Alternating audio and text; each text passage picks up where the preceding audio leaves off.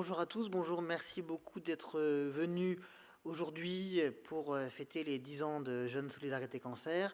Merci d'avoir bravé les intempéries pour venir jusqu'au 104. Je tenais d'abord à remercier nos partenaires grâce auxquels nous avons pu organiser cette manifestation, à commencer par les laboratoires Roche, Pfizer et Novartis, ainsi que le LEM qui nous ont soutenus dans le cadre, et ainsi que les partenaires institutionnels présents aujourd'hui, la Ligue et l'Institut national du cancer. Je ne vais pas parler pour l'instant, je vais d'abord laisser la parole à Agnès Buzyn, présidente de l'Institut national du cancer, qui va nous faire quelques mots d'ouverture. J'interviendrai après pour faire le bilan des 10 ans de l'association.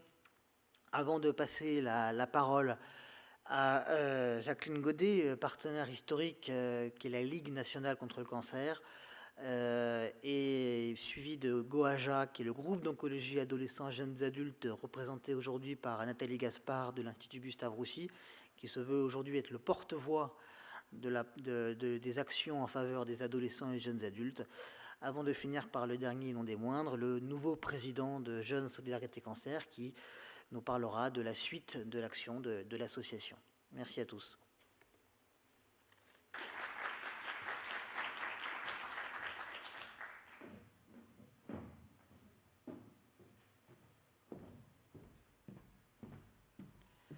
Bon, bonjour, je vous rassure, je ne vais pas lire un discours, j'ai quand même pris mes petites notes. Je ne sais pas pourquoi je suis angoissée alors qu'on est en famille quasiment, mais bon.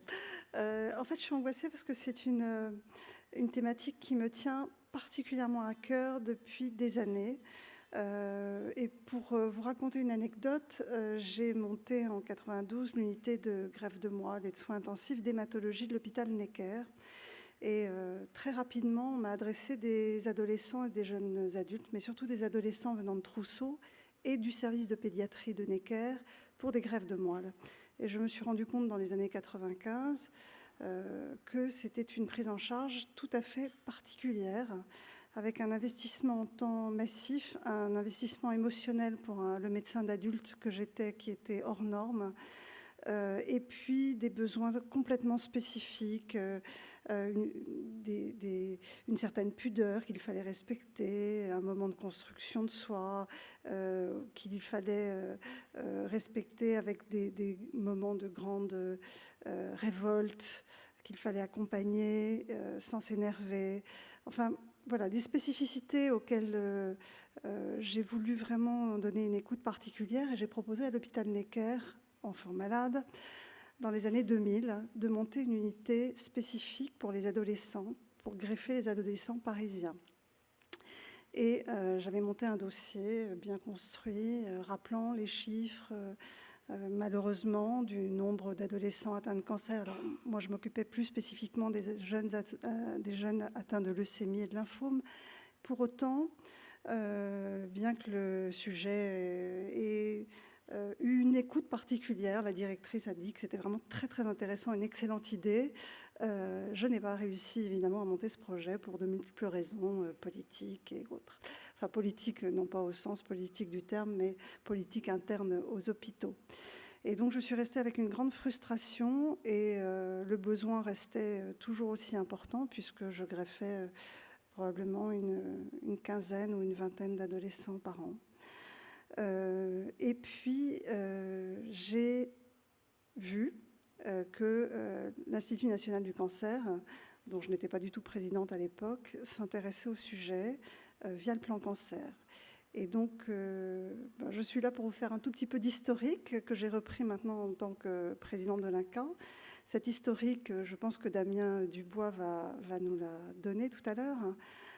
Mais dans les années 2009, enfin plutôt 2008, au moment de la construction du plan cancer, on a pris en compte tout ce que votre association avait porté depuis les états généraux de la cancérologie en 1998, pour les inscrire dans le plan dans une action spécifique, l'action 25.3, qui est dédiée aux adolescents et aux jeunes adultes, et qui vise à améliorer évidemment la survie, c'est-à-dire les résultats des traitements, en se basant sur de la recherche clinique dédiée, sur des recherches spécifiques, puisqu'il s'agit de cancers spécifiques tout à fait spécifiques aux jeunes adultes et adolescents, qui fort heureusement sont des cancers qu'on guérit dans la grande majorité des cas.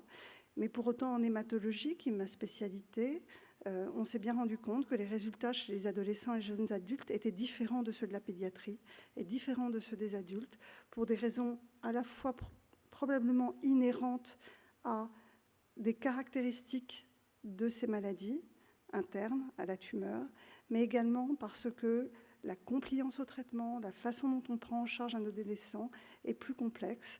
Quand ces adolescents ou jeunes adultes sont traités dans des services adultes, on se rend compte qu'on est moins attentif à leurs problématiques et parfois on laisse passer du temps.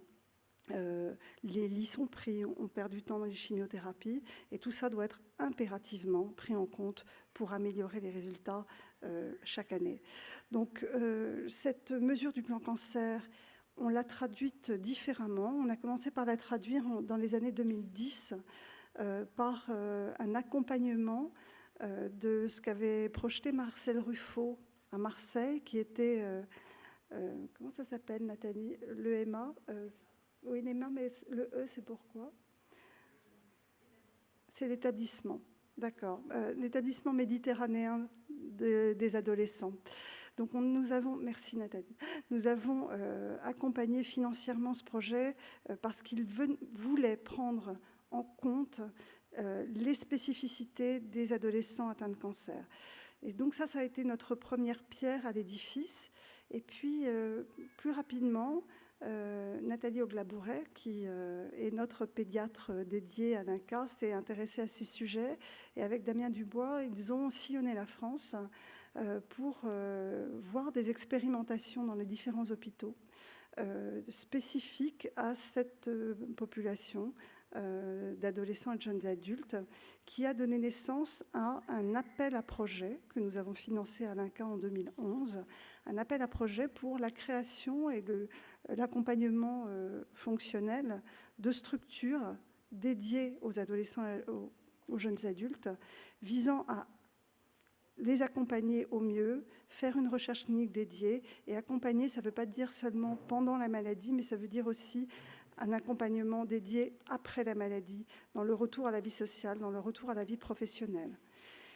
Et ce que je n'ai pas dit également, c'est que dans cette mesure 25.3 du plan cancer, il y a des actions spécifiques également à la préservation de la fertilité.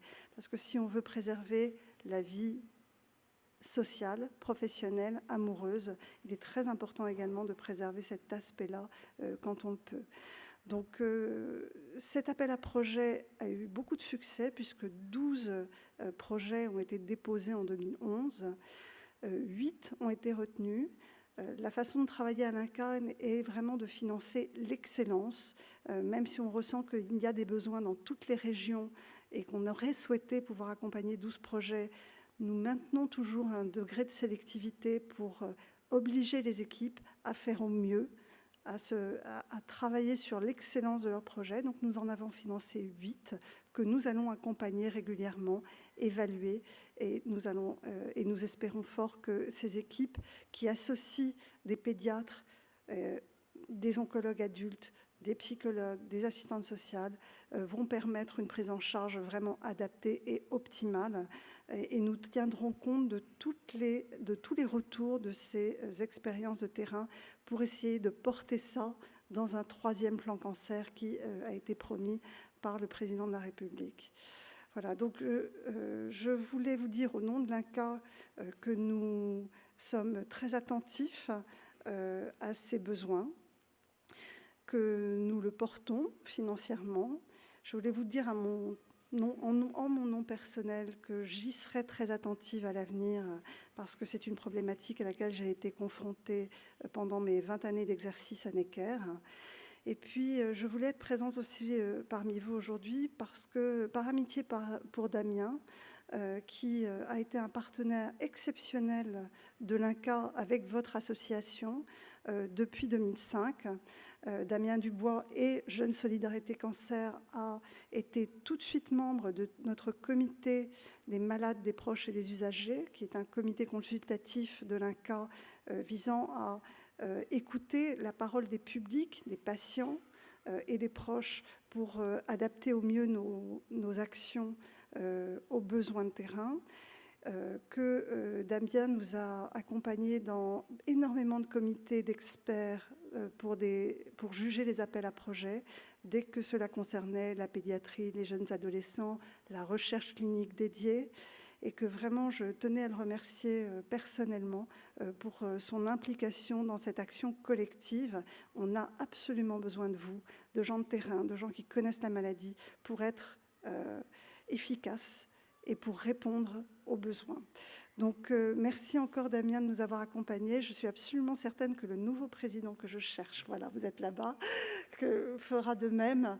Notre maison INCa, c'est la maison commune des acteurs du cancer, que ce soit les acteurs professionnels ou malheureusement les malades ou le grand public. Donc, notre maison commune, vous êtes ouverte. N'hésitez jamais à me solliciter. Votre association nous est connue. Elle nous est chère et donc vous pouvez compter sur notre implication à vos côtés. Voilà, je vous remercie.